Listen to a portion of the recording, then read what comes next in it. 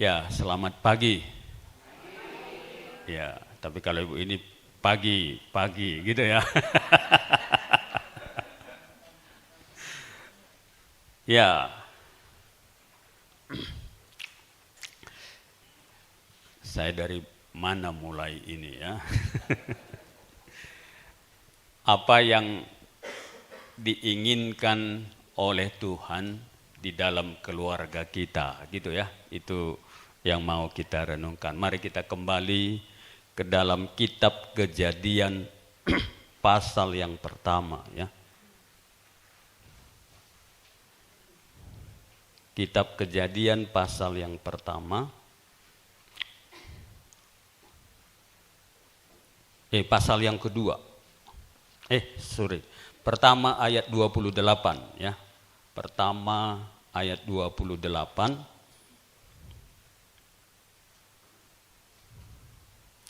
Dan pasal 2 ayat 8 dan 9 ya. Mari kita baca sama-sama. Pasal pertama ayat 28 dan pasal 2 ayat 8 dan 9. 1, 2 ya. Allah memberkati mereka, lalu Allah berfirman kepada mereka, beranak cuculah dan bertambah banyak. Penuhilah bumi dan taklukkanlah itu.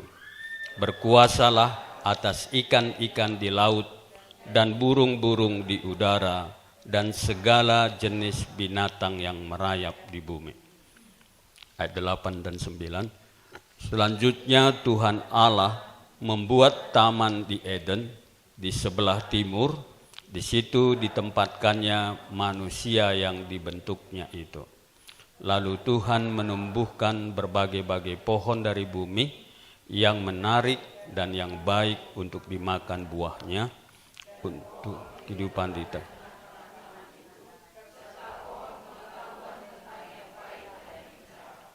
Iya. Jadi apa yang diinginkan oleh Tuhan bagi kita masing-masing? Ya, kalau kita lihat ayat 28 itu, Allah memberkati mereka, lalu berfirman dan beranak cuculah, gitu ya. Kemudian bertambah banyaklah, penuhilah bumi dan taklukkanlah itu. Jadi kemarin ada teman yang bilang, tolong kasih tahu Pak, katanya, sama jemaatnya supaya anak jangan 2 saja, gitu ya. Ya, itu penting sekali katanya. Karena itulah firman Tuhan. Bagaimana kita memuliakan Allah kalau anak kita cuma 2, untung nggak sakit atau tabrakan gitu ya. Tapi tolong bilang katanya, karena nanti dipenuhi oleh mereka, kita semakin hari semakin tidak berdaya nanti di dalam memuliakan Tuhan, gitu ya. Itu pesannya, bukan pesan saya ya. Kemudian dia katakan pertama di sini yang diberikan oleh Tuhan kepada mereka, taklukkanlah ya yang diciptakan oleh Tuhan itu. Berkuasalah atas ikan-ikan di laut dan burung di udara dan semua binatang yang merayap. Kemudian dia juga menempatkan mereka di Taman Eden, lalu dikatakan Tuhan membuat berbagai pohon dari bumi yang menarik. Jadi apa yang mau Tuhan berikan kepada kita supaya apa yang diciptakan oleh Allah ini supaya kita menaklukkannya. Ya. Jadi ya Tuhan berikan mandat kepada kita ya sebagai Allah yang berkuasa, dan dikasih mandat itu bagi kita untuk menaklukkan binatang-binatang dan semua tanaman. Ya, itu yang Tuhan suruh. Janganlah sebaliknya kan? Ya. Jadi apa kira-kira binatang? Apa binatang? Lembu. Iya. Atau lele. Atau apa lagi? Ayam. Janganlah ayam yang menaklukkan kita. Ya. Kan ya gimana ya? Saya kadang-kadang melihat itu yang sering jadi masalah ya. Luas jeruknya. Iya. Tapi Tuhan katakan janganlah kamu ditaklukkan oleh jeruk itu. Tuhan sudah beri mandat bagi kita untuk menaklukkan jeruk itu. Ya, saya kira itu aja tujuannya. Iya, karena banyak jeruknya, banyak kambingnya atau semua yang dikerjakan. Tuhan mau ya, karena Dia penguasa di bumi ini dan Dia beri mandat kepada kita. Jadi mandat itu artinya apa? Iya. Jadi kalau biasa kita lihat duta besar kan seperti itu ya. Ya. Tuhan beri mandat seolah-olah apa? Ya, seolah-olah kalau diberi mandat di situ dia seolah-olah mewakili kepala negara di tengah-tengah bangsa yang lain. Jadi apa yang Tuhan rencanakan di dalam diri kita, Tuhan mau ya, setiap orang yang hadir atau keluarga yang hadir di mana saja seolah-olah gitu ya, Allah hadir di tempat itu dengan memberi mandat kepada kita. Jadi di mana keluarga itu berada, Tuhan beri mandat.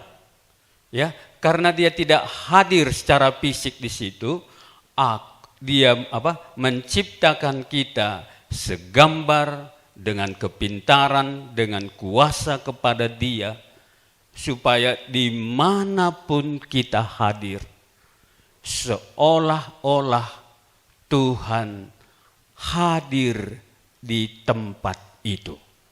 Sehingga dunia bisa melihat, bisa menikmati kehadiran Allah lewat kehadiran kita di situ.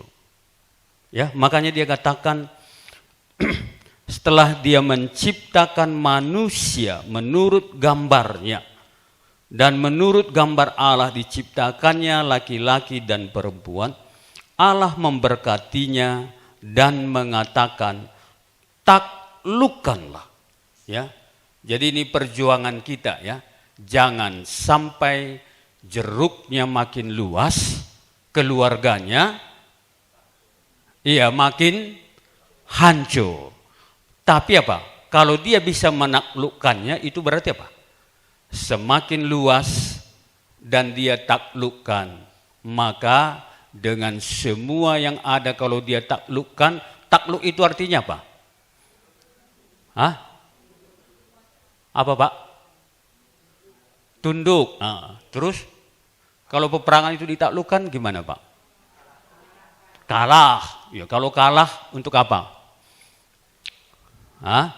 Kalau peperangan itu dia tundukkan dan dia kalahkan, akhirnya apa? Iya, dikuasai, dan apa yang dia kuasai itu untuk apa? Untukku.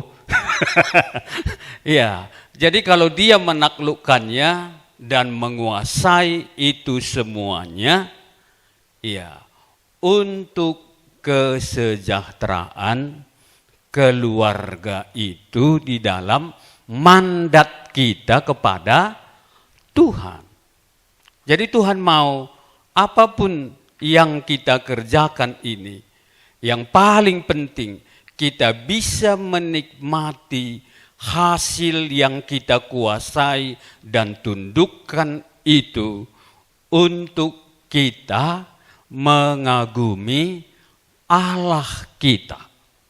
Jangan sampai ya segala sesuatu itu ya kita yang sudah dikuasainya.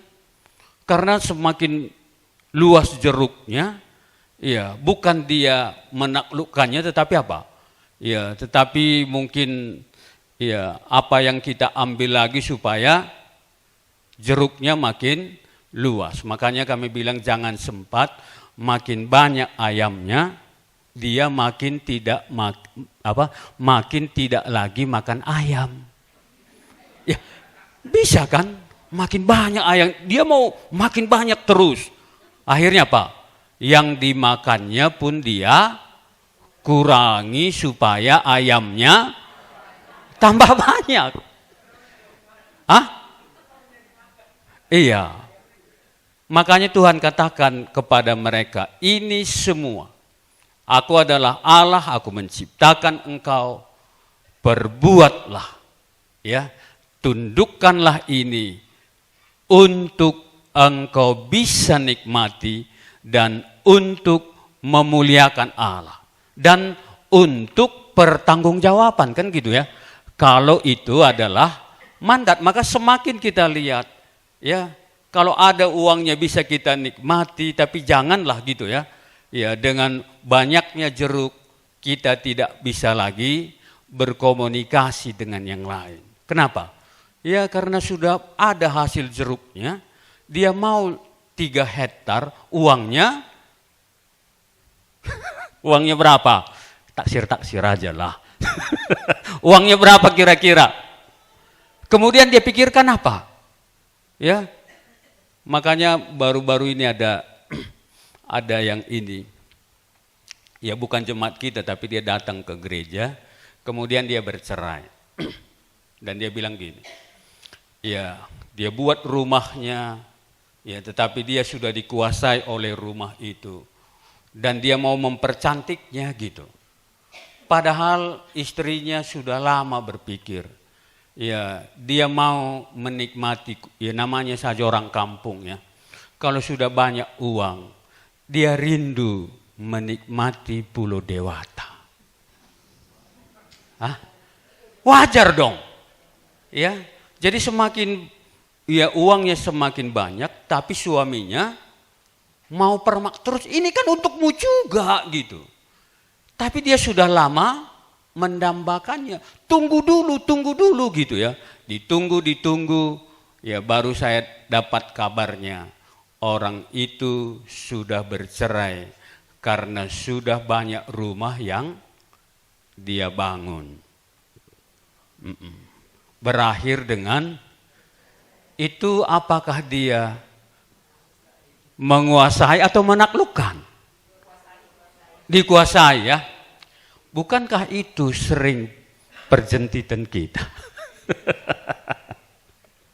Dia mau menikmati mobil yang bagus gitu. Ya kemudian ya makanannya atau jalan-jalan pun sudah disimpan semuanya. Ya. Tuhan katakan, kuasailah itu. Karena aku adalah Allah yang menguasainya dan yang menaklukkannya. Dan aku sekarang menyatakan kepadamu supaya kamu nikmati. Bukankah itu sebenarnya persoalan di Taman Eden ya? Di Taman Eden persoalannya apa? Sudah Tuhan katakan apa? Ya, taklukkanlah semuanya. Tapi ada satu pohon ya yang menarik. Makanya ada jemaat kami yang petani, rupanya petani senang juga dia petani. Karena dia lihat hari seharinya, ya lihat cabenya itu Ngomong cabenya itu sama dia. Ya, kapan kita ke pasar gitu terus. Makanya dia senang kali ke ladang. Udah datangnya kapan kita ke pasar gitu. Wah, pikirnya. Ya, karena makanya saya kira saya mau pagi-pagi cepat ke ladang Pak katanya. Senang kali aku lihatnya katanya. Senyum kurasa mereka semua katanya. Makanya mengerjakannya pun aku sangat tertarik gitu. Iya. Jadi kalau jeruknya sedang senyum-senyum, kira-kira apa yang paling penting? Iya, makanya kami kan kemarin bunga kami banyak. Ya, akhirnya saya berpikir, saya sih yang salah ya. Saya berpikir ini harus taruh tanah ini gitu. Begitu saya taruh tanahnya, 2 minggu ke depan mati semua. Iya, mulailah pertempuran kami gitu ya. Tapi saya bilang kan firman Tuhan bilang taklukkanlah itu gitu ya. Taklukkan ini sudah berapa gitu ya. Iya, hanya saya bilang ya taklukkanlah gitu ya. Karena berkat itu kan dari Tuhan. Dia yang memberikannya. Janganlah kita tidak cakapan lagi karena itu namanya kan tidak menguasai gitu ya. Iya. Tapi kalau kita lihat selanjutnya, dan Tuhan menetapkan Adam dan Hawa itu di Taman Eden ya. Dan ayat 18 dikatakan, Tuhan Allah berfirman, tidak baik kalau manusia itu seorang diri saja. Aku akan menjadikan penolong baginya yang sepadan dengan dia. Ya, nggak apa-apa nanti bagaimana ceritanya ya. Tapi yang saya lihat begini, Adam itu sudah diciptakan oleh Tuhan dengan mandat supaya dia menguasai dan menaklukkannya. Ternyata secara fakta, ya, Adam itu tidak baik seorang diri saja. Kan kalau ya baik seorang diri saja di situ kan nggak apa-apa kan. Dibuatnya ini seorang diri, nanti dibuatnya lagi perempuan seorang diri. Ya, waktu perlu join dia kan gitu ya. Iya, kan bisa ya. Kan bisa saja. Iya, tahun ini dibuatnya perempuan gitu. Kemudian perempuan dan laki-lakinya join-joinan gitu ya. Nggak usah pakai keluarga tapi bisa beranak gitu kan bisa. Tapi Tuhan katakan bahwa Adam itu pada waktu ditempatkan di Taman Eden tidak baik. Artinya tidak baik apa? Artinya Adam itu tidak mampu atau tidak kuat ya sebagaimana yang Tuhan mau ya. Seperti yang Tuhan mau pada waktu diciptakan Adam itu untuk menaklukkan dan menguasainya, dan Tuhan Allah berfirman. Jadi Tuhan Allah tahu dan Tuhan Allah berfirman itu tidak baik. Kalau dia seorang diri saja. Kurasa ini kabar baik buat ibu-ibu kan. Supaya tahulah bapak-bapak ini jangan sok jago kan gitu ya. Iya, ini Tuhan yang katakan. Kalau kamu mau melakukannya sendiri, pasti tidak semaksimal apa yang dikehendaki oleh Allah di dalam hidup kita. Ya, kalau saya merasa ini firman Tuhan, inilah kebenaran gitu ya. Jadi apapun yang kita mau kerjakan, ya seperti yang difirmankan oleh Tuhan, tidak baik kamu sendiri saja ya. Dalam melakukannya atau hal-hal yang mau diputuskan itu, Tuhan katakan tidak baik manusia itu seorang diri saja. Ya. Ya, walaupun kita merasa itu baik kan gitu ya. Kan itu artinya. Walaupun kita merasa itu baik seorang diri melakukannya, untuk mengusahakannya, tapi Tuhan mengatakan itu pasti tidak baik. Ya. Bagaimana tidak baiknya? Bukan berarti salah ya, tapi tidak baik. Yang kurang maksimal dalam semua yang kita putuskan itu, kalau kita mencoba seorang diri saja. Dan aku akan menjadikan penolong baginya yang sepadan dengan dia. Jadi kalau tidak baik, pastilah, ajaklah, kan gitu ya, teman kita yang sepadan itu. Kata Tuhan, itulah yang baik kan ya? Ya. Ya, setelah ini kemana lagi saya ya? Saya nggak tahu lagi ini. Tapi itu yang Tuhan katakan. Ya, tidak baik dia seorang diri. Jadi apapun yang kita buat, ya Tuhan katakan kalau kamu lakukan sendiri itu tidak baik, dan aku sudah membuat temanmu yang sepadan dengan dia. Untuk apa? Untuk menaklukkan, gitu ya. Ya, kalau kita sendiri tak tertaklukkan dengan baik, tak terkuasai dengan baik, karena itu yang Tuhan perintahkan.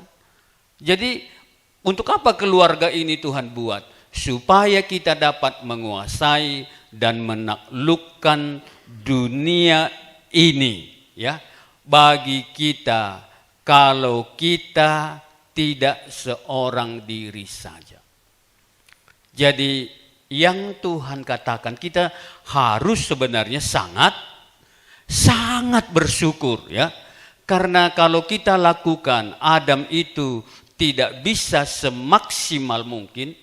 Dan Tuhan sudah mengatakannya, ini temanmu yang sepadan. Makanya saya bilang kepada bapak-bapak, belajarlah kita secara rendah hati, kan gitu ya. Karena Tuhan sudah jadikan kok, yang sepadan kok, yang cocok kok. Ya, jadi kenapa diskusinya kurang cocok? Ya, tapi Tuhan katakan yang jelas itu adalah yang cocok ya. Kemudian kita langsung ke pasal 4. Efesus pasal yang kelima. Ya. Jadi dalam melakukan itu ya, supaya kita bisa menaklukkannya, bisa menguasainya demi kemuliaan Allah dan demi kita nikmati, Tuhan sudah membuat aturan ini ya. Pasal 5 ayat 23. Mari kita baca sama-sama. 1, 2, ya. Karena suami adalah kepala istri, sama seperti Kristus adalah kepala jemaat. Iya. Jadi satu di sini ya. Sebenarnya kalau kita lihat di sini, Tuhan katakan apa? Di dalam melakukan itu harus ada kesatuan. Dan Tuhan katakan suami adalah kepala. Ya. Jadi apa artinya kalau begitu? Ya. Yang dimandatkan oleh Tuhan, suami adalah kepala. Jadi sebenarnya kami suami ini tidak mau jadi kepala. Ya. Jadi jangan kalian pikir Tapi Tuhan yang mengangkat. Tuhan yang mengangkat dia. Sebenarnya kita tidak suka kan gitu ya. Makanya kalau Tuhan aku untuk menaklukkan ini supaya bisa kamu taklukkan. Ini tadi kalau saat teduhnya strategi gitu ya. Strategi untuk menaklukkan. Tuhan katakan, aku membuat laki-laki itu atau suami itu menjadi kepala. Makanya kalau kamu tidak menghormati suami, itu artinya apa? Hah? Iya, jadi kalau duta besar kita tidak dihormati, siapa namanya ya? Putin lah misalnya, Putin. Nah, kalau Putin tidak menghormati duta besar kita, itu konsekuensinya apa? Yang tersinggung siapa? Hah? Iya. Jadi kalau Anda tidak hormati suami, yang tersinggung siapa? Itu yang tersinggung. Karena dia yang ngangkat jadi kepala kok. Ya, misalnya saya kan disuruh ya untuk khotbah di sini kan gitu ya. Kalau Anda lari-lari ke sana kan bukan Anda tidak menghormati saya. Tetapi yang dia kasih mandat saya berbicara, Anda tidak mau mendengarkan, sama dengan kita sebenarnya tidak mendengarkan gembala kita kan? Oke kah? Iya. Jadi suka tak suka. Tuhan sudah angkat dia kok ke tengah-tengah kita. Dan Tuhan bertanggung jawab kan ya. Tuhan bertanggung jawab untuk mengangkat dia menjadi kepala di tengah-tengah keluarga. Dan sangat berat untuk menjadi kepala ini. Tapi ingat yang tadi ya, sebagai kepala mandataris Kristus. Jadi ya keluarga ini bisa menjadi berkat bagi Tuhan kalau masuk yang ditetapkan oleh Tuhan itu menjadi kepala. Ya. Kedua, Pak. Jadi kalau Bapak ini menjadi kepala, berarti tanggung jawab penuh keluarga itu siapa? Ya, maju mundurnya, visinya semuanya. Tuhan tetap minta pertanggungjawaban daripada suami. Kan gitu ya. Makanya pada waktu Hawa jatuh ke dalam dosa, Hawa ditanya enggak? Iya. Jadi kalau dia jatuh ke dalam dosa, yang bertanggung jawab siapa? Iya. Jadi sudah jelas ini. Jadi apapun di sini yang Tuhan tanya kepada kita, kamu kepala. Makanya Kapolri bilang apa? Kalau kepalanya busuk, ya busuk terus sampai ekor. Wah, ini berat kali bagi seorang bapak ya.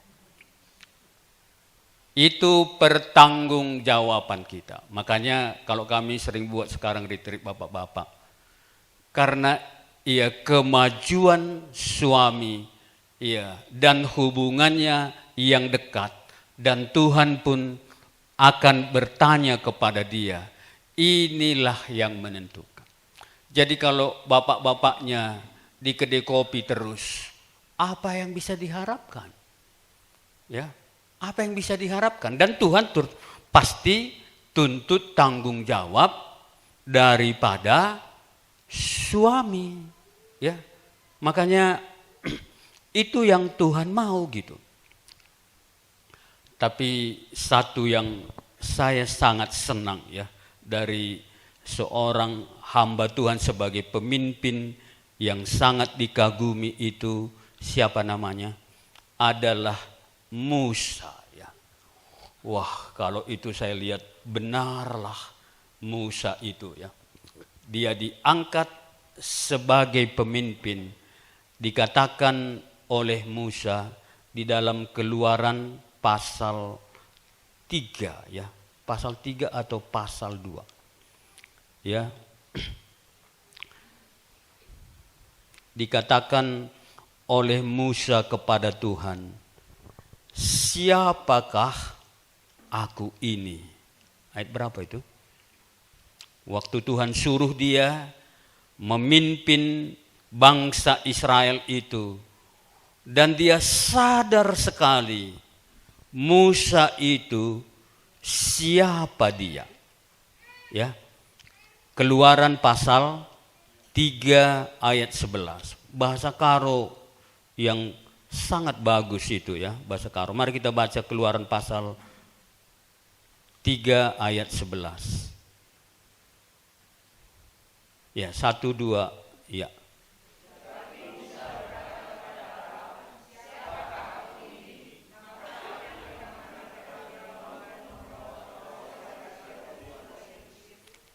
Iya. Kalau dalam bahasa Karo dia katakan, iya, ini dia katakan. Sorry. Sorry. Ya. Musa katakan apa? Kepada Tuhan dalam bahasa Karo. Oh,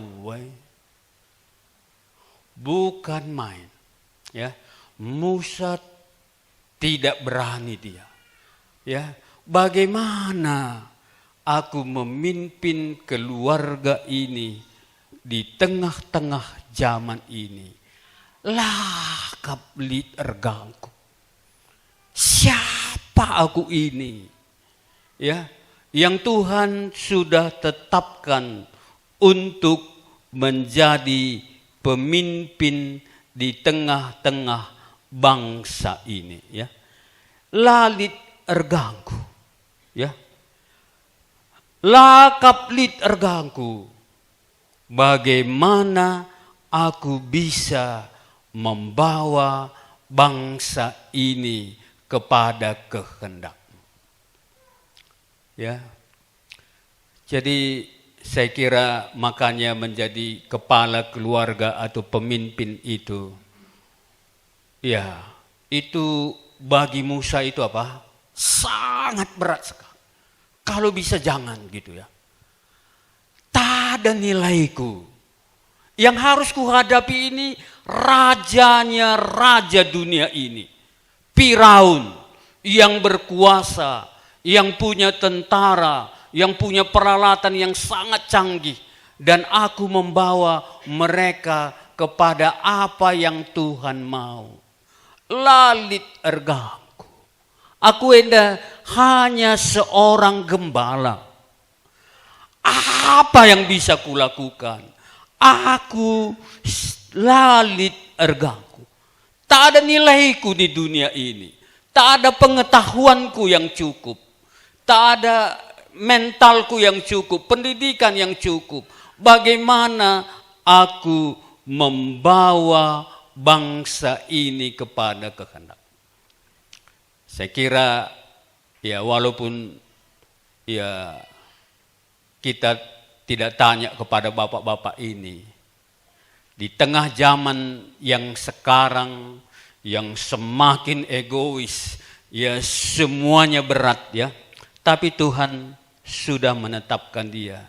Nggak ada nilai hidupku. Jadi apa yang kita lakukan kalau begitu? Adir ganta pelolit. Jadi dia melihat apa? Sangat berat sekali ya. Apalagi keluarga yang sekarang ini. Bagaimana aku melakukannya? Tidak mungkin. Siapa yang mendengarkan aku? Tidak mungkin aku didengarkan orang. Bangsaku sendiri tidak akan mungkin mendengarkan aku. Firaun tidak mungkin mendengarkan aku. Bagaimana aku melakukannya? Ya. Dan kerjanya pun hanya pengembala domba. Ya. Lakap lit ergangku. Jadi kalau begitu, apa yang kita lakukan kalau begini? Ya. Hanya Tuhan katakan apa? Musa, Ya. Ya, yang jelas pertama dulu dia katakan apa? Tanggalkan dulu Jadi bagaimana kita bisa memimpin? Tuhan katakan terlebih dahulu kepada Musa, tanggalkan dulu kasutmu. Ya, selesaikan dulu dosa yang ada padamu itu. Hanya dengan demikianlah engkau bisa membawa keluarga ini bisa menjadi menaklukkannya, bahkan memelihara Taman Eden itu dan mengusahakannya. Ya. Sampai di sini ada yang mau ditambahkan dulu. Jadi kalau kita belum selesaikan itu di hadapan Tuhan, ya kita sendiri sedang diperbudak, kitalah yang menjadi pemimpinnya.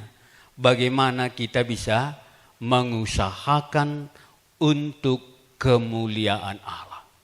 Padahal zaman kita yang sekarang ini bukan zaman yang gampang untuk ditaklukkan. Tapi Tuhan taklukkan dan kuasai, usahakan supaya kamu bisa menikmatinya. Tanggalkan kasutmu. Dan Tuhan katakan, aku telah memperhatikan kesengsaraan umatku dan penderitaannya. Tetapi sekarang aku mengutus engkau supaya kamu menghadapinya. Kemudian Tuhan katakan apa kepada Musa? Setelah tanggalkan kasutmu, Tuhan mengatakan kepada Musa bahwa namaku, aku adalah aku. Yang berarti apa? Kalau aku adalah aku,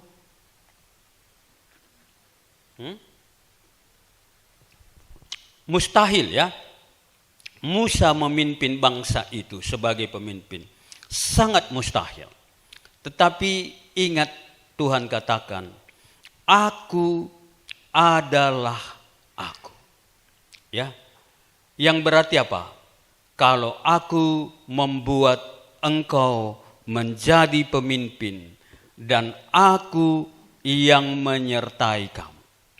Makanya kalau selanjutnya Tuhan katakan kepada Musa, aku yang bersama-sama dengan engkau, jumpailah Firaun itu. Maka pada akhirnya dia katakan, akulah nanti setelah bersama-sama dengan engkau, akulah yang kemudian membuat engkau menjadi berharga gitu ya. Kalau dalam bahasa Karo dikatakan, akulah aku erbahanca kala mahangke. Apa mahangke itu? Iya. Kalau kamu menanggalkan jubahmu ini dan apa yang aku katakan kepadamu, engkau melakukannya, dan akulah nanti membuat engkau disegani oleh semua orang.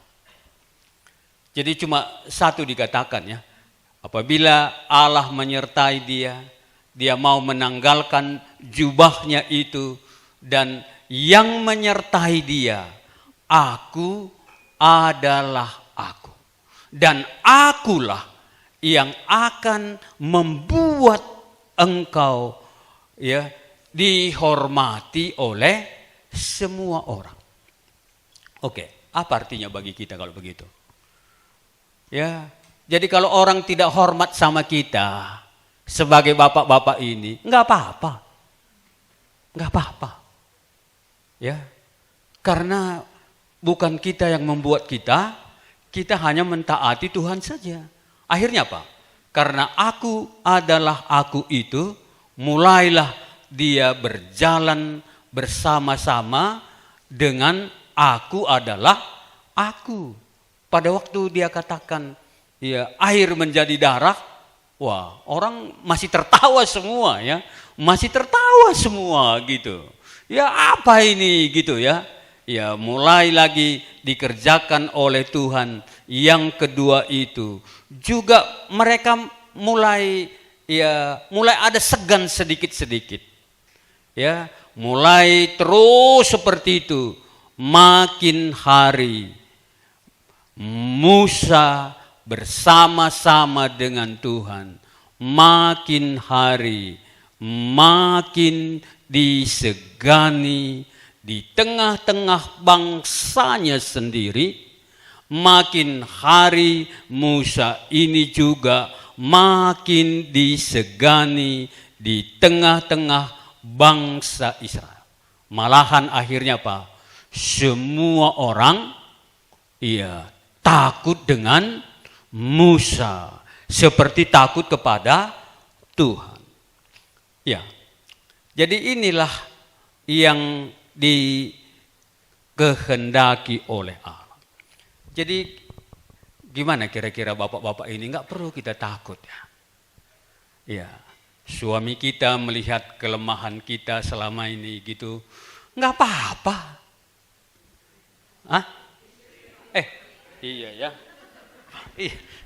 Iya nggak apa-apa kan. Tetapi nanti Tuhan yang membuat dia. Musa tidak pernah minta dia dihormati. Kemudian dia katakan tadi apa? Aku membuat suami menjadi kepala. Itu yang Tuhan katakan. Itulah sebabnya karena aku membuat dia menjadi kepala di tengah-tengah kamu, tunduklah kepada suamimu. Dan akhirnya dikatakan apa?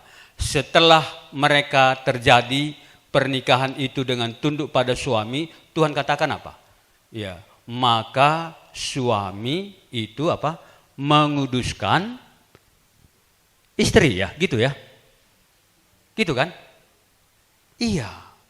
Jadi sebagai pertanggungjawaban bersama dengan Tuhan itu, ya, dan dia melakukannya, maka kepemimpinan itu membuat keluarga ini semakin hari menjadi semakin kudus, menjadi menyenangkan Tuhan. Ya, kembali ya.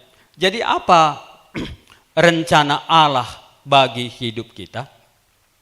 Saya tetap memegang itu tadi ya, bahwa Tuhan menempatkan kita dan dia katakan kepada mereka, taklukkanlah dan kuasailah, peliharalah untuk kemuliaan bagi Tuhan. Bagaimana bisa dilaksanakan kalau suami itu mulai dia tahu? Ini sangat penting untuk diselamatkan. Setelah manusia jatuh ke dalam dosa bagaimana? Kalau kita lihat pada zaman Abraham ya, dunia sudah sedemikian menjadi rusak. Tapi saya kira intinya tetap itu ya. Taklukkanlah dan usahakanlah untuk kemuliaan Tuhan. Maka dipanggillah Abraham ya. Bagaimana Abraham keluarga ini dipanggil? Abraham dipanggil untuk menjadi berkat bagi dunia. Jadi kenapa Tuhan dipanggil? Apa yang Tuhan mau di tengah-tengah keluarga kita? Ya, dalam semua keadaan yang sulit pada waktu itu, Tuhan memanggil satu keluarga ini ya untuk menjadi berkat. Jadi bukan seperti orang karo ya. Kalau orang karo kira-kira apa? Kalau keluarga ini untuk apa?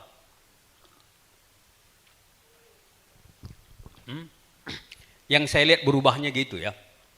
Kalau dulu yang saya lihat orang karo itu nilainya ada, kalau dia bisa berguna untuk keluarga. Makanya siapa yang berhasil itu biasanya pasti dia buat sesuatu bagi keluarganya.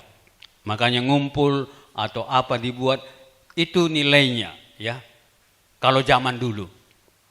Kalau sekarang apa nilainya? Apa? Apa nilainya yang kita lihat sekarang? Kalau yang saya lihat sekarang, nilai bagi orang Karo, ya dia merasa bernilai kalau rumahnya besar, dia jalan-jalan ke luar negeri, ya dia sudah memiliki semuanya, itu rasanya dia bernilai. Kalau dulu semua pun ada itu, dia tidak merasa bernilai kalau dia tidak bermanfaat bagi keluarga, gitu ya. Ya, itu yang Tuhan mau. Maka Tuhan katakan kepada Abraham, "Aku akan memberkati engkau bukan untuk menikmati berkat daripada Tuhan itu." Itu tujuan Tuhan memanggil Abraham. Tetapi Tuhan memanggil Abraham untuk menjadi berkat bagi siapa? Iya. Jadi ini yang Tuhan mau gitu ya.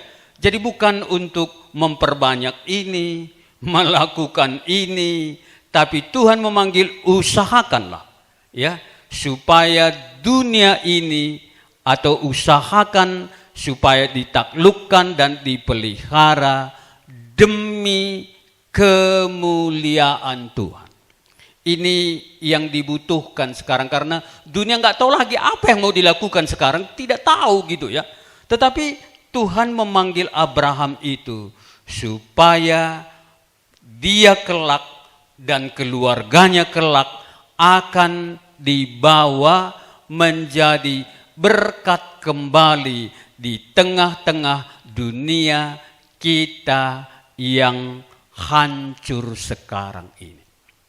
Saya kira tetap itu ya, walaupun seperti Musa tadi, ya aku tidak berharga, tapi tujuan Tuhan supaya kita bisa menjadi berkat. Satu lagi ya, ya mungkin nanti kita bisa diskusi ya. Apa artinya menjadi berkat bagi dunia ini? Ini yang Tuhan mau kepada mereka ya. Ya.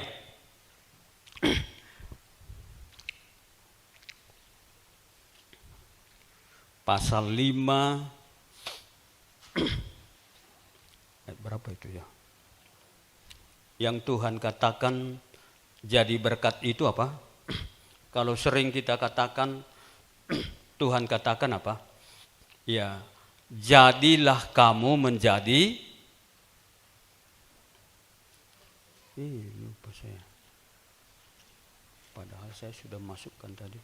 Iya, dikatakan apa? Jadilah kamu menjadi, iya, garam dan terang. Saya kira itu jadi berkat ya.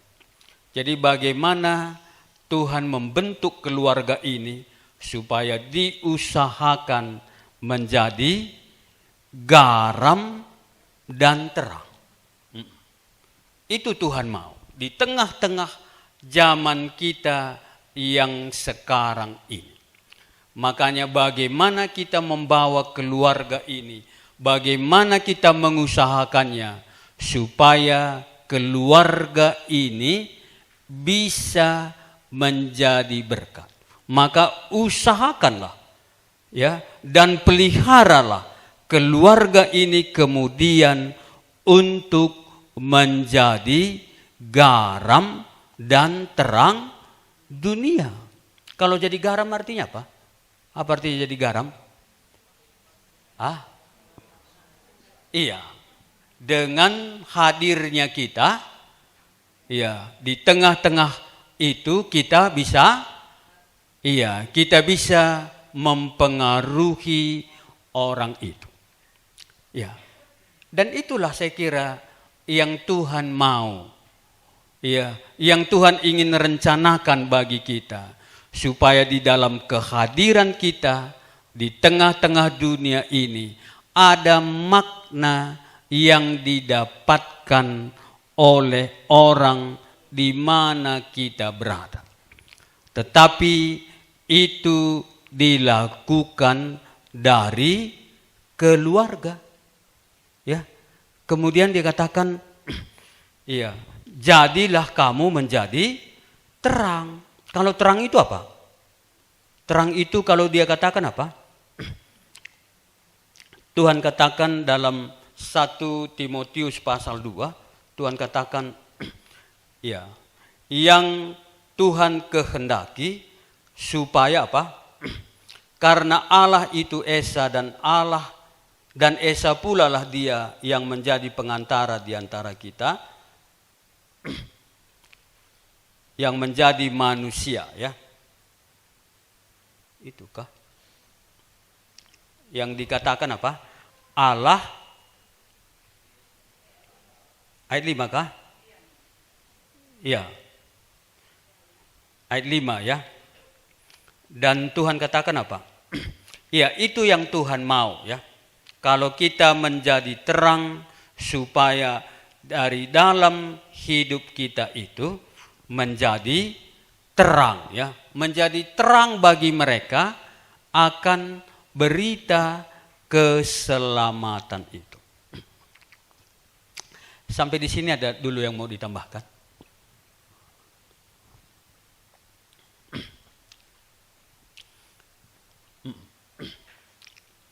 Atau saya nggak nyambung ini, ya? Ya, silakan.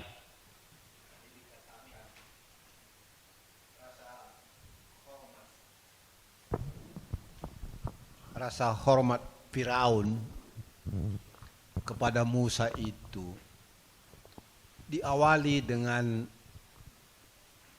menanggalkan kasut. Kasut itu adalah simbol dosa. Ya, kira-kira dalam zaman hari ini, apakah yang bisa kita lakukan? Nah, kira-kira begitu. Karena kulihat dosa ini hari ini ibaratnya seperti cakar kucing. Ya, tidak seperti cakar ayam. Menggigit tajam ke dalam gitu. Kira-kira bagaimana solusinya ini? Iya.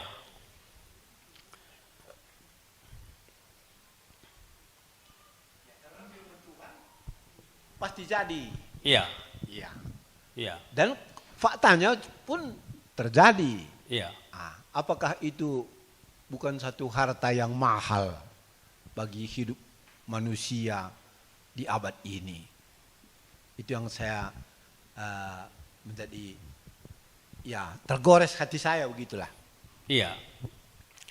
Karena tanpa dia menanggalkan sandalnya itu, ya, kalau kita lihat dalam Yesaya pasal 59 itu kan kita tidak mungkin bekerja sama dengan Allah itu tanpa kita menanggalkan itu kan. Ya. Dan itulah yang Tuhan minta kepada Musa itu sebelum mengerjakan yang lain. Ya. Kemudian ya, bagaimana dengan cakar itu? Makanya sebelum itu tadi kan Tuhan sudah katakan kepada Musa, aku adalah aku. Gitu ya. Jadi Musa, aku adalah aku. Gitu ya. Kalau kamu menanggalkannya, aku akan menyertai kamu. Jadi bagaimana nanti beratnya ke depan ini, ya kamu harus tahu bahwa aku ini adalah aku. Jadi aku ini adalah aku, artinya ya kalau aku katakan seperti ini, tidak ada satupun yang bisa menggagalkannya. Siapapun dia. Tetapi kalau aku mengatakannya, apapun yang kukatakan, ya akan terjadi yang dia perintahkan. Misalnya lah, dia perintahkan air itu membelah, ya. Kalau yang dia yang perintahkan, ya baik alam, baik binatang, baik manusia, apapun yang kuperintahkan, ya mereka akan laksanakan gitu ya. Ya, karena bagi Musa ini, kalau aku nanti menyatakannya dengan terus terang, ya belum ngomong 2 kali pun sudah bisa apa? Sudah bisa dicekek orang kan? Coba, ya ada tamu dari mana? Ini mau berbicara, kan gitu ya. Ada apa Musa? Kan gitu ya. Siapa kamu? Aku adalah utusan pencipta langit dan bumi, ya, yang memerintahkan kamu supaya membebaskan bangsa ini, kan gitu ya. Ya, itu kan pasti bahan tertawaan bagi mereka gitu ya. Bahan tertawaan bagi mereka yang dikatakan oleh Musa ini. Tetapi Tuhan katakan, kalau aku menyertai kamu, ya ini bisa terlaksana gitu. Kan ini yang berat bagi kita sekarang ini ya. Karena kalau kita katakan, kalau menanggalkan dosa ini, ya gimana nanti jadinya, kan gitu ya. Tapi kalau kami merasa pengalaman kami lewat juga Tuhan buat gitu ya. Iya. Iya, jadi menanggalkan ini sejajar dengan aku adalah aku ini gitu ya. Dan dunia sekarang memang merasa ya tidak mungkin gitu ya. Ya sama dengan Musa tadi, tidak mungkin gitu. Tapi ya Tuhan katakan kepada Musa itu dan dilakukan oleh Musa. Ini yang paling berat bagi kita di tengah-tengah ini ya. Karena terlalu berat. Tapi bukankah ya Tuhan itu yang memiliki kepintaran gitu ya, hikmat, kuasa menyertai dia sehingga kita bisa ya melakukannya. Kalau dulu waktu di Jakarta majelis kami bilang, kalau menyatakan firman Tuhan ini sering dia bilang, Pak Mudi itu berlaku di kampung.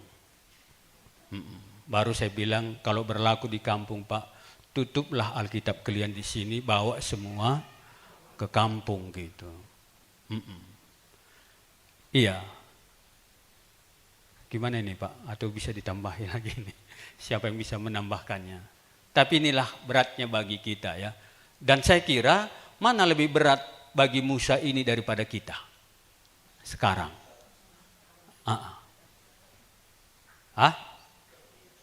Iya. Pokoknya berminat aja dulu ya.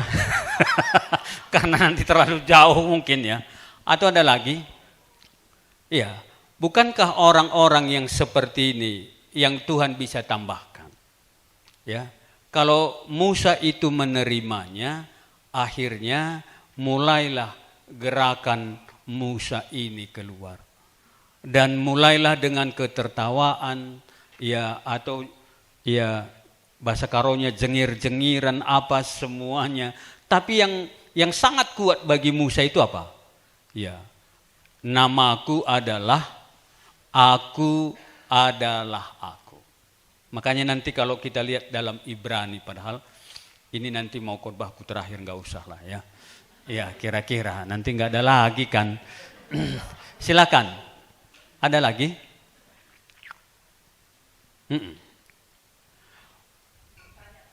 Ya.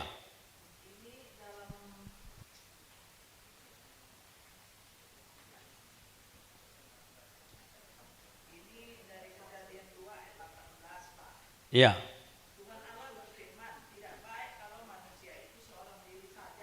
Ya.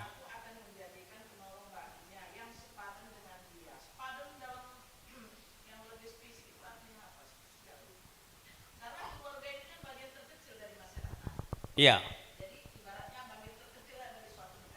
Hmm.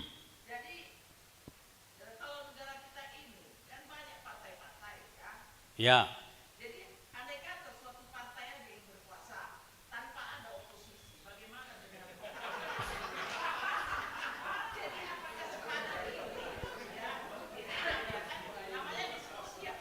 Ya.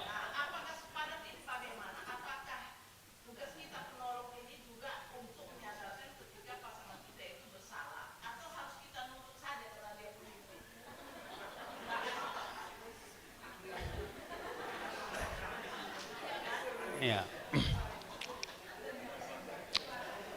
Ya, Roh Kudus aja lah nanti.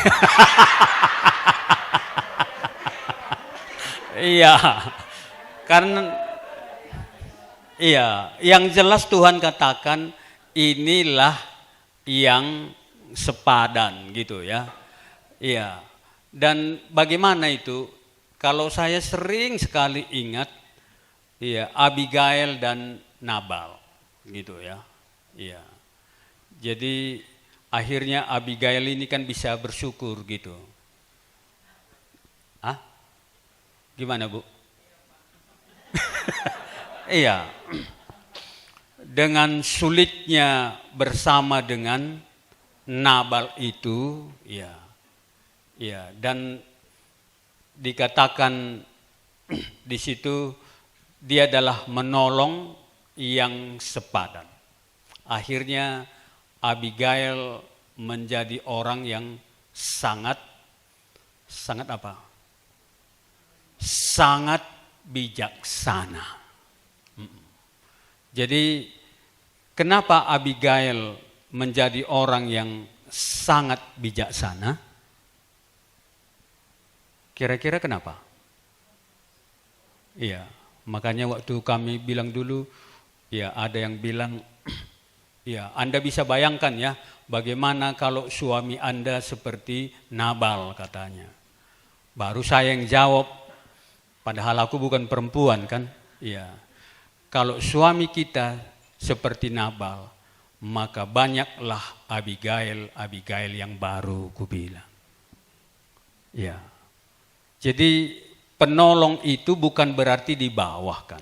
Yang sepadan, yang ditolongnya ada potensi bagi Abigail ini bisa bisa bersama-sama dengan dia sehingga terbentuk Abigail yang lembut.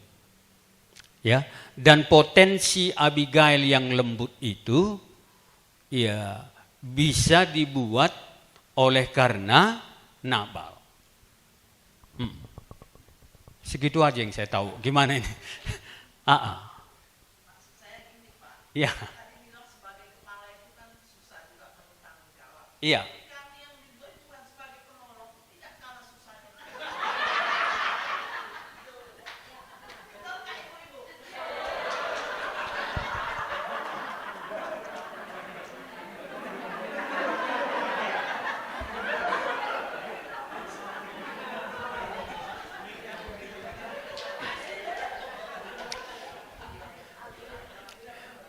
Tapi yang jelas Abigail sudah menjadi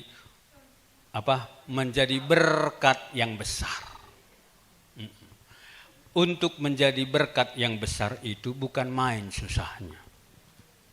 Iya. Jadi dengan adanya di situ dan ini yang Tuhan katakan, berarti Tuhan bisa membentuk kita untuk nanti satu hari. Jangankan orang ngomong dengan kita, kan gitu ya. Dengan melihat diri kita saja pun banyak orang ya bisa tergarami. Kira-kira seperti itu. Jadi dengan demikian akhirnya apa? Ya, ada di tengah-tengah kita keluarga seperti itu yang berat rasanya melakukan itu. Akhirnya banyak memberkati yang lain. Karena Tuhan katakan di mana keluarga ini ada untuk bisa menjadi berkat. Apa gunanya dia baik-baik, toh kita juga tidak menjadi berkat. Iya kan? Mungkin ibu ini bisa menjadi penceramah tahun depan, kan gitu. Ya, mana tahu.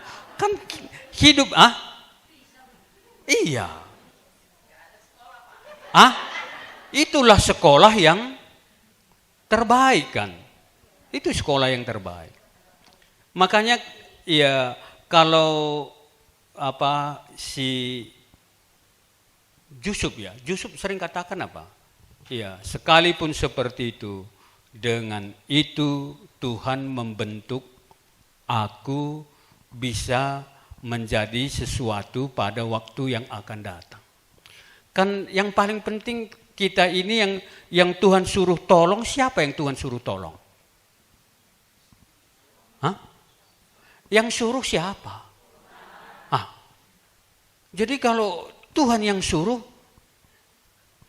ya kan kita sudah bisa bersyukur Tuhan yang suruh lakukan itu untuk ditolong, sehingga dia apa? Sehingga dia bisa memuliakan Tuhan dan bisa menjadi berkat. Tuhan yang suruh. Ya, maka jangan rendahkan sedikit pun bapak-bapak ini ya. Tuhan yang suruh. Makanya suami itu kan nggak pernah minta kok. Tapi segini kemampuan yang Tuhan berikan. Dan Tuhan bisa melakukannya. Hanya yang dia katakan tadi kan, kenapa Tuhan mempersatukan kita supaya lewat kita bisa menjadi garam dan menjadi terang tadi. Ya, menjadi garam itu artinya kan apa? Ya, hidup kita ini kita berada di situ aja ada nilai, sehingga apa? Kalau dalam 1 Tesalonika itu dengan melihat hidup kita, kejahatan itu menjadi apa? Tidak berkembang gitu, tidak berkembang. Kejahatan itu tidak berkembang. Dan 1 Timotius pasal 2 tadi, kita menjadi terang kan? Terang itu artinya apa? Supaya orang tahu semua keselamatan itu. Ya, untuk dua inilah bagi Allah mau membentuk kita. Dan ini yang dibutuhkan sekarang. Ya, dengan kehadiran kita makanya ya ada yang buat seperti ini akan bermakna bagi yang lain. Ya. Dan dalam kehidupan kita sekarang penginjilan ini sulitnya apa? Ya, sulitnya penginjilan ini karena tidak ada lagi garamnya. Kita menginjili tapi hidup kita ya terlalu jauh. Bagaimana orang bisa mendengar Injil? Ya. Jadi kalau garamnya tidak ada, kita menginjili saja ya orang akan semakin takut. Kenapa? Kalau kau injili pula aku katanya kan. Nanti aku pun seperti kamu kan gitu ya. Ya, ini yang berat sekarang. Ya. Dan kalau kita menjadi garam tidak pula memberitahu itu ya apa ya bagaimana nanti kemudian kan? Gimana ini Bu? Ya cukup-cukupkan lah ya. Tapi yang jelas ini bukan karena dia. Kalau karena dia kita bisa muntah. Ya. Tapi karena Tuhan yang menyuruh. Kenapa kita lakukan itu? Itulah hormat kita kepada Tuhan. Coba, kalau ibu nggak senang sama Prabowo, mau kemana lagi kita? Iya, seperti ibu bilang yang kemarin kan nggak mungkin kita cerai-cerai lagi sekarang ini kan? Iya. Dan itu yang Tuhan katakan. Karena sudah diberkati oleh Tuhan, Tuhan siap dengan kuasanya membentuk kita, melembutkan kita. Makanya dengan kehadiran kita dimanapun bisa dipakai oleh Tuhan. Dan kalaupun sesuatu, kita kan sudah pada waktu kita menghadap dengan Tuhan, kita kan sudah menghormati Dia dengan sepenuhnya. Dan kemampuan yang kita punya itu apa? Kalau kita lihat, kemampuan yang kita punya untuk menolong Dia pun bukanlah kemampuan kita kan? Kan bukan kemampuan kita untuk melakukan itu. Tapi karena Tuhan bekerja lewat kita untuk menolong Dia, sehingga nama Tuhan dimuliakan di situ. Iya. Ada lagi? Kira-kira? Iya. Makanya dia katakan dalam Yohanes pasal 15, coba. Yohanes pasal 15. Itu yang Tuhan katakan ya. Yohanes pasal 15 ayat yang ke-6 itu ya. Mari kita lihat. Karena itu yang Tuhan perintahkan kan. Yohanes 15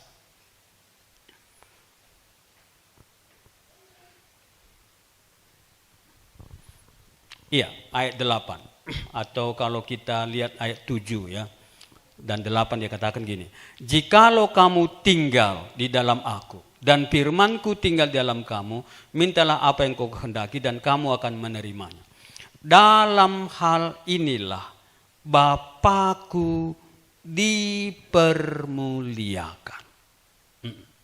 Jadi oleh karena kita menghormati Dia, menolong Dia, bukan untuk Dia, karena yang Tuhan perintahkan itu yang kita lakukan, dan dia katakan dalam hal inilah Bapakku dipermuliakan. Jadi kita mau mempermuliakan Tuhan atau tidak? Makanya bisa kita dibentuk oleh Tuhan, dan dalam hal ini Bapakku dipermuliakan. Kemudian satu lagi ya, di pasal 15 ayat yang ke-11. Nanti itu ya, mari kita coba lihat nanti keluarga kita ya. 11. Kalau kita mengikuti perintah Tuhan itu ayat 11. 1, 2 ya.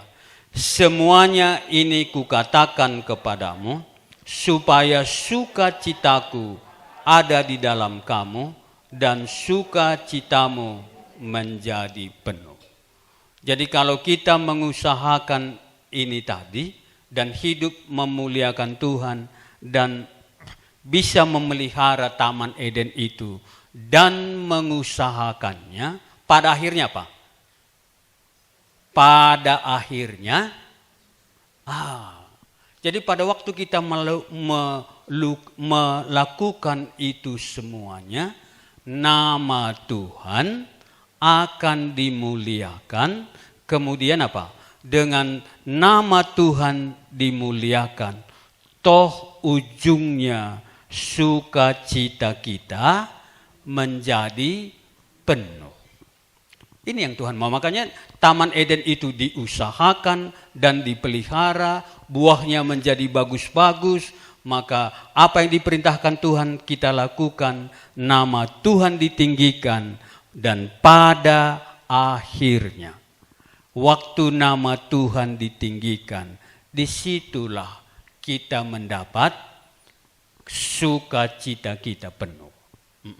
Jadi pada waktu kita bisa menjadi garam dan menjadi terang di situ kita nikmati. Ini yang Tuhan katakan. Jadi bukan saja ya, makanya sukacita di tengah-tengah gereja kita ini, kemajuan yang ada di sini lewat apa yang kita berikan, ini membuat kita menjadi sukacita makin bertambah. Tapi kalau kita tidak ngurus seperti itu, apa yang bisa gitu? Ya, ada lagi? silakan. Makanya kalau Musa itu waktu kira-kira bangsa Israel keluar apa? Siapa yang kira-kira yang paling bersuka cita? Ya, walaupun bagi Musa untuk melangkah mendatangi Firaun itu pun saya nggak bisa bayangkan ya. Karena Tuhan katakan pergilah. Ya, apakah menjadi ya step kedua nanti lulus atau step ketiga, pokoknya dia pergi. Dan setelah dilaksanakan semuanya, saya kira hanya Musa lah yang paling bersuka cita penuh. Kalau orang itu berangkat, berangkat saja. Jadi kalau kita menolong dia, yang penuh sukacitanya siapa, Bu?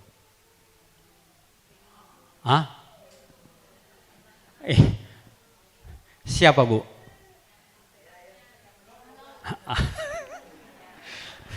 Iya, ya silakan.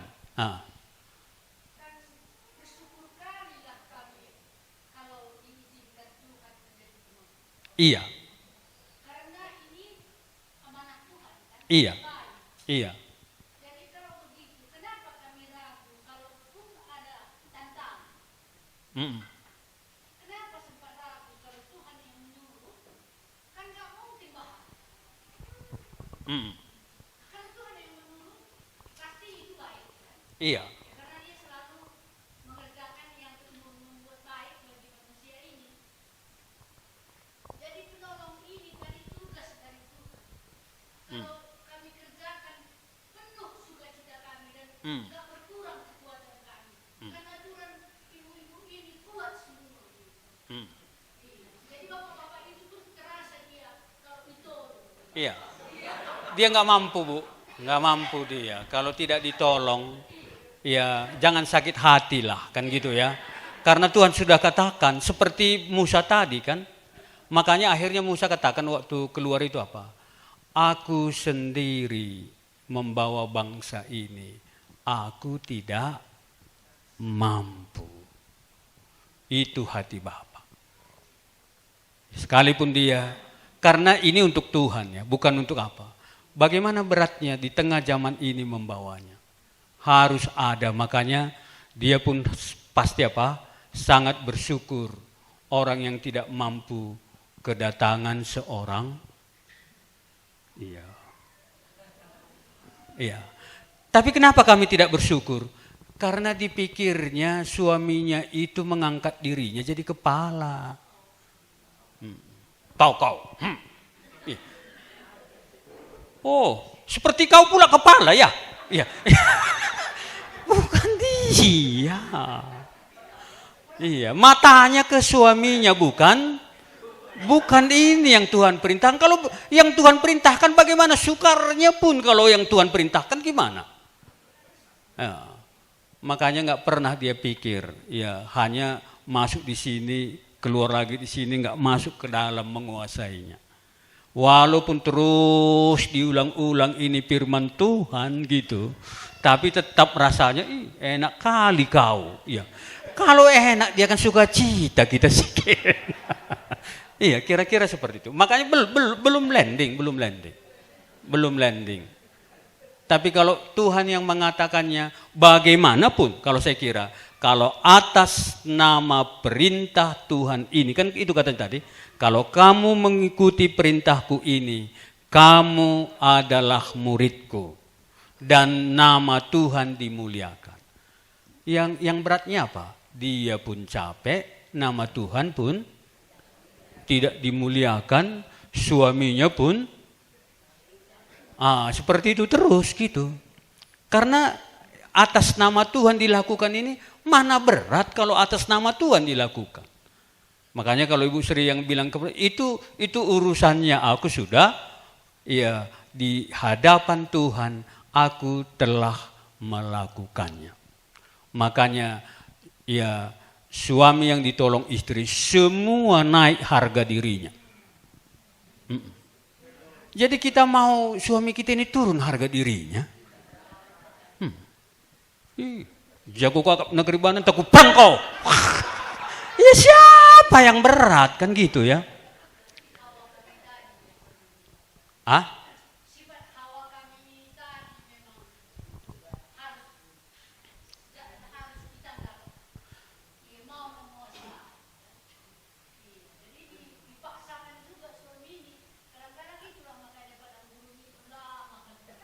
Iya. Iya. Mm. Makanya khotbah kemarin kan ini yang berat bagi kita ini, ya. Ini telah kita warisi dari nenek moyang kita. Ya. Jadi ini warisan. Dan Tuhan katakan telah kita warisi dan sekarang kita telah ditebus. Yang berarti apa? Orang yang telah ditebus itu dia mendapat warisan dari Allah kan. Kalau warisan dari nenek moyang kita dulu ada iri hati di situ, sekarang Bapak kita sudah berubah. Warisan kita apa?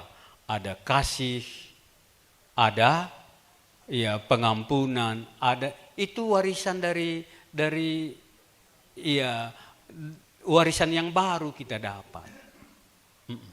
Hanya karena masih baru-baru pula warisan itu kita nggak tahu beli apa-apa kan gitu ya. Ya, karena memang ya susah kali selama ini kan, ya dikasih warisan yang besar, ya kaget-kagetan kita kan gitu. Kita sudah dapat warisan kasih, kesabaran, pengampunan, ini akan diwariskan. Apa?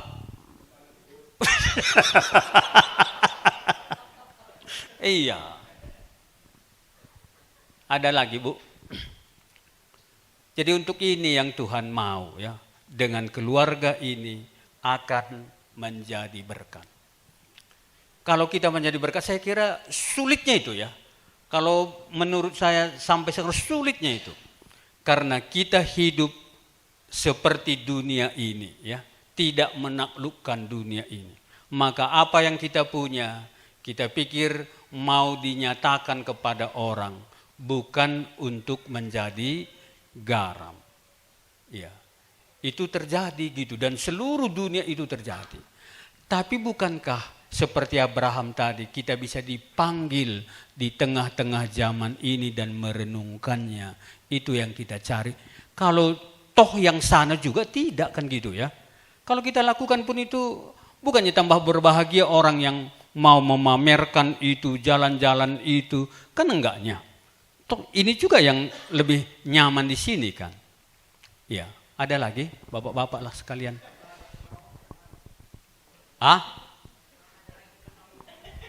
Iya. Iya, kalau nggak ada penolong, Tuhanlah penolongku. Iya, itu yang lebih sempurna daripada semuanya. Iya. Bukan berarti kita berduka cita nggak ada penolong kan?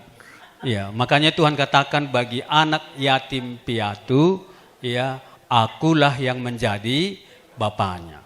Karena Allah kita penolong itu serba bisa.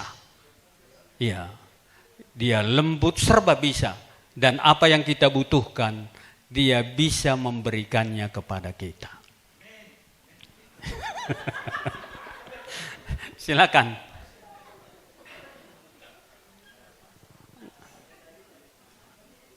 Nggak ada lagi. Jadi kembali ya, Tuhan membentuk kita untuk menaklukkannya. Jadi kalau banyak babinya, biarlah babi itu ditaklukkan demi hubungan keluarga kita menjadi lebih intim.